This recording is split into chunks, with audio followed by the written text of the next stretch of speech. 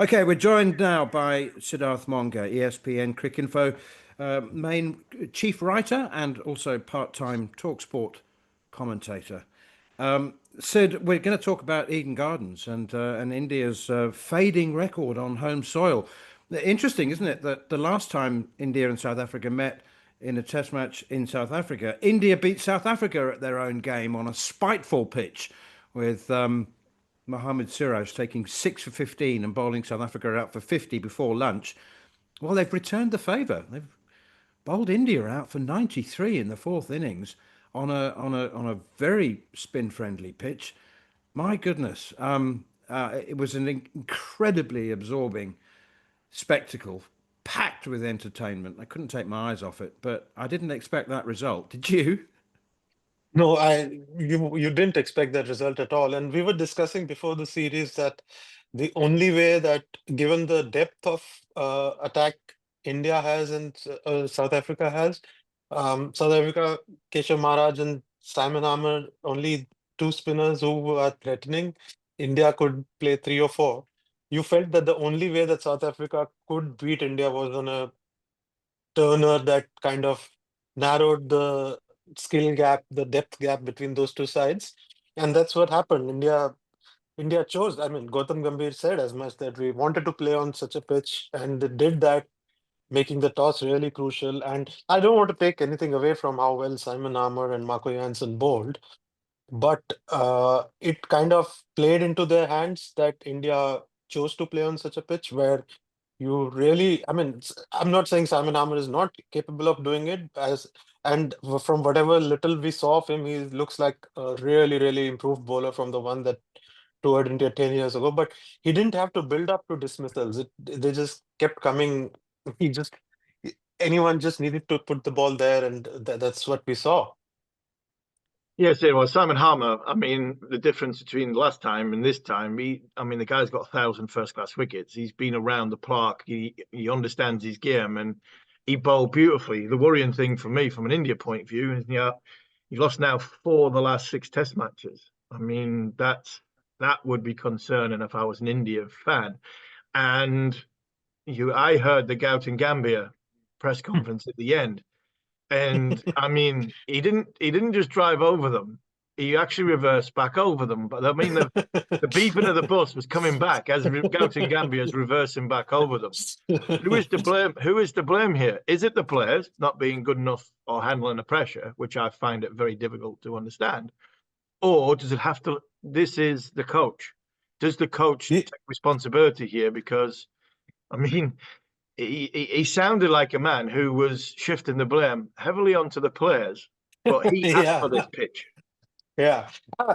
Out of this, as you said, losing 4 out of the last 6 home tests, 3 of them have come on these spiteful turners, and the other one was it was one of those days when it was just a bad toss to win. And India, because it had rained so much in the lead up to the game, that it was a damp seeming conditions till lunch on that day, and India just got bowled out in that session. So keeping that test aside, the script is the same. India have asked for these spiteful turners, and they've lost 3 matches on it. Whereas against West Indies, they clearly made public pronouncements that now we want to play more on balanced pitches, and we want our spinners' skill to outshine the opposition spinners. And then I don't know what happened before this test match. And as you said, Ami, very instructive that on day 3, like anybody, day 3, there's not a lot of time to go. You need 3 wickets. You start with the 2 bowlers likeliest to get your wickets. And India did not do that. India did not start with Bumrah and Jadeja. They started with Jadeja and Akshar Patel, which is okay. But then in the press conference, Gautam Gambhir, while saying that, oh, hey, we got all our tactics right, he made it a point to say, hey, this I can't blame the skipper. In the moment he felt that the left arm spin was the way to go. So that's not quite, talking like a team when you say, hey, the skipper made these decisions.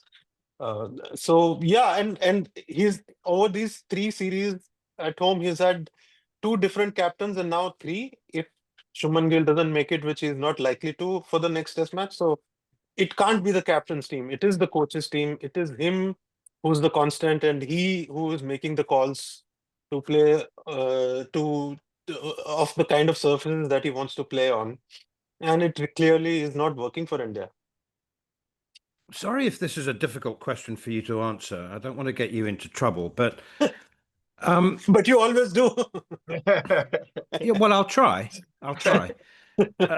Is there pressure on Gautam Gambhir, and is he going out of his way to behave unpleasantly? I mean, I can't help wondering whether the players are a little tentative around him. I know I would be. Uh, that's a tough one to answer because I was not there. I don't know what the players are feeling right now. But I don't think there's pressure on him. He has won the Champions Trophy, he has won the Asia Cup and beaten Pakistan 3 times. So that gets you a lot of leeway if you are leading the Indian team. So I don't think he's under any kind of pressure to, keep his place. I really would be surprised if that is the case.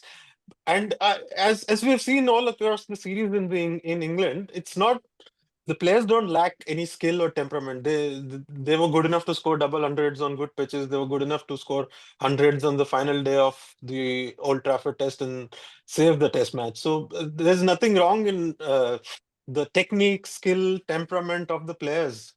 It's just that you are kind of playing on lottery pitches where the margin for error is so low. On the third morning, we saw how quickly India started to panic because I think they knew that anything over 100 would be very, very difficult to chase in those conditions. And like generally, you start to panic when somebody scores a quick 30, 40 runs. Here, India were panicking after 5 runs. They were bowling changes every 2, 3 overs. Jadeja started bowling two straight, not like building up to a dismissal, but trying to ball that pitches outside leg and hits off. So those kind of things were happening. A lot of it is just these pitches that India are playing on. Is it too simple to say if Shubman Gill was playing in that fourth innings, India would have won? Or is there more to the fact that, you know what, fair play to South Africa, they got themselves in a position to win and they won? I mean, even if you would surmise that if Gill had been there, India would have won because it's 31 runs and India have missed 2 innings of Gill, not just one, because he was 4 not out when he retired. Even if India loses, it's a fact of game. You cannot say that's not fair play to South Africa if India lose a player. I mean, they are the ones who have put Gill on this treadmill by making him a 3 format player since the start of September.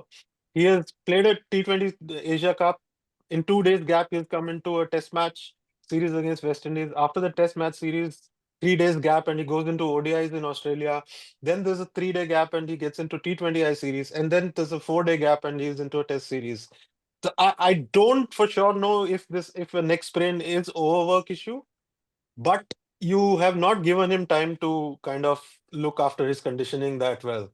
So uh, I wouldn't have picked him in the T20I side if I was going to make him captain for tests and T20s, tests and ODIs.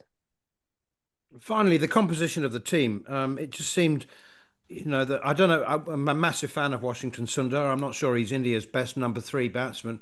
And the 4 spinners, I mean, only 2 can bowl at one time. It's just a bit overkill. South Africa needed only one. I mean, Yes. Maharaj was completely off song in this test match and still. But I really, on paper, I didn't find anything wrong in the composition of the side. It's if you want to, and a lot of pundits have said that Washington Sundar has good enough technique to be a top order batter. This was as good a time as any to start that experiment, and he was no worse than Sai Sudarshan. We have seen him in the past. He played. I thought he played as well as Bavuma did. He batted the most number of balls in this Test match, and he looked very compact and solid. Hardly looked in trouble before he got out. But then there is also the optics or the kind of team selection when you have too many options. Did only the captain can tell me if he felt obligated to bowl Akshar Patel just because he was picked in the side. And if you look at the scorecard, he was overbowled. If there had been 3 spinners, Washington would have bowled ahead of Akshar, and he's a better test bowler. It should not matter that much in test cricket whether you are taking the ball away or bringing it in. I mean, Simon Harmer bowling from around the wicket against right-hand batters was just as much a threat. So that should not be the only reason that you bowl a lesser bowler for more overs than Washington, who was India's, don't forget, he was India's strike spin bowler, one of the 3 strike spin bowlers in the last 4 home test matches. And from there to suddenly coming on a spiteful turner and bowling only 1 over in the match, that is a little odd. And that, as you point out, could have had something to do with just that option being available. If Akshar Patel was not available, India would have bowled Washington soon. Sidharth Monga, chief cricket writer for ESPNCricinfo and a commentator whenever we can get our hands on him. Sid, thank you very much indeed for your time. It was a memorable win for South Africa, and yeah, as I mentioned, it was returning the favour, winning in alien conditions. But yeah, enjoy Guwahati. What can we expect there? I mean, it didn't. I mean, it was a low spinner during the Women's World Cup.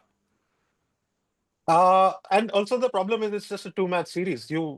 Which is one of the things again that we observed, that if you remember 2015-16, there was a great pomp and show made about this becoming the Nelson Mandela Trophy. And I mean, making it a remembrance for Nelson Mandela and Mahatma Gandhi, calling it the Freedom Trophy. There was a commitment to playing longer series between India and South Africa. But I think the last 3 or 4 series between India and South Africa, for some reason, have been just 2 test matches. Now, because it's just 2 test matches, India do not have the option. India will be wary of a draw. So they might again go in for an extreme turner. So we could be in for a 3-day finish again.